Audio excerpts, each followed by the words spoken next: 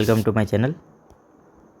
તો મિત્રો આ છે જે એકમ કસોટી 3 બરાબર ને, તો એમાં પ્રશ્નપત્ર અને જવાબ હું તમને બતાવેલા છે બરાબર કેવી રીતે લખવાનું છે. તો મિત્રો આ સૌથી પહેલો સવાલ છે કે describe the hill top after sunset. તો અહીં આપેલું છે after sunset there was darkness on the hill, the wind stopped blowing and there was stillness all around. બીજો સવાલ છે what did Chandni see in the moonlight. Chandni saw two bright eyes and sharp teeth moving slowly towards her in the moonlight. Okay મિત્રો, પછી આ paragraph વાંચીને આ બે સવાલ આપેલા છે. હાઉ મેની, મિત્રો જ્યારે પણ હાઉ મેની પ્રશ્ન પૂછાય તો સંખ્યા જવાબ આપવાનો અહીંયા બરાબર ને. How many sculptures are there in the vav at present. તો at present there are 400 big sculptures of god goddesses in the wow. Why does each story have a narrow corridor? શાના માટે? Each story has a narrow corridor for visitors to appreciate the beauty of sculpture and carving on the wall. Okay મિત્રો, હવે next use the set of word in your own sentence મિનિંગફુલી. તો tender અને refreshing ગમે તે રીતે આપણે વાક્ય બનાવી શકીએ છીએ. આ તો એક નમૂનો છે. Walking on the tender green grass is very refreshing. બરાબર. વેનિશ એટલે અદૃશ્ય થવાના statue. Very expensive statue vanish from the museum. એટલે મ્યુઝિયમમાંથી એક સ્ટેચ્યુ ગાયબ થઈ ગઈ. બરાબર. આ વાક્ય કોણ કોને કહે છે? Who said to whom. That devil must have killed her. Okay, this sentence was said by Abu Miya to Govinda. Abu Miya said to Govinda. I am sure Chandni will accompany you till your last breath. This sentence was said by Govinda to Abu Miya. Govinda કહે છે આ વાક્ય અબુ મિયાને. બરાબર ને. ચાલો next. Fill in the blanks choosing the correct words given in the bracket. તો મિત્રો અહીંયા બ્લેન્ક્સ હોય છે, તેમાં આપણે આ પ્રમાણે વાક્ય ભરવાનું હોય છે. બરાબર ને.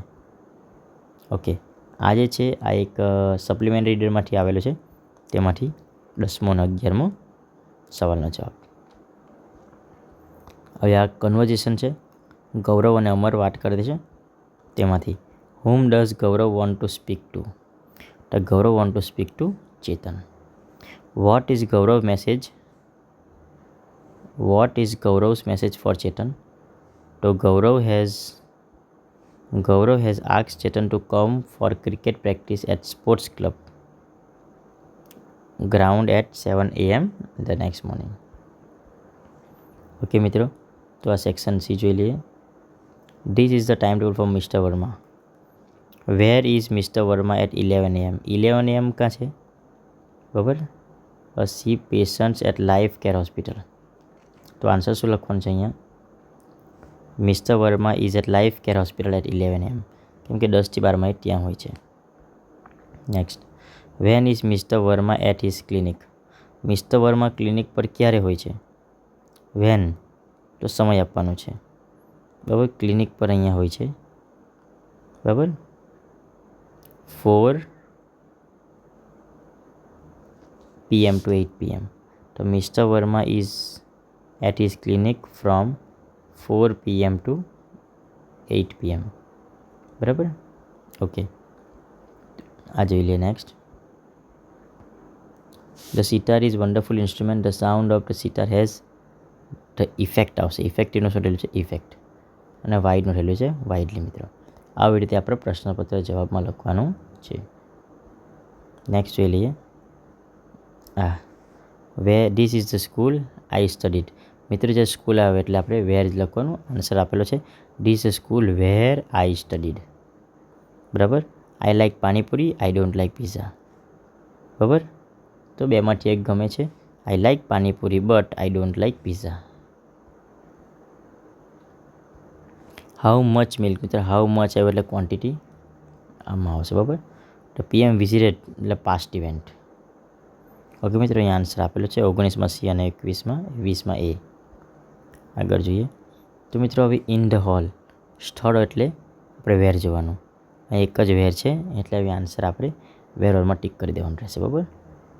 મિત્રો હવે 12 એટલે સંખ્યા છે, અને સંખ્યામાં હાઉ મેની એક જ આવે. બરાબર.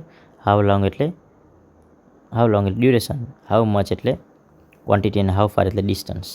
તો આન્સર આવશે ઓપ્શન એ ઓપ્શન બી આવશે, બરાબર ને. આન્સર આવશે ઓપ્શન બી. ચાલો હવે અહીંયા do the children play in the garden. Do the children, yes they do, બરાબર. આન્સર આવશે Nitin. Can I use your pen? Mohan, sorry but I am using it right now, બરાબર.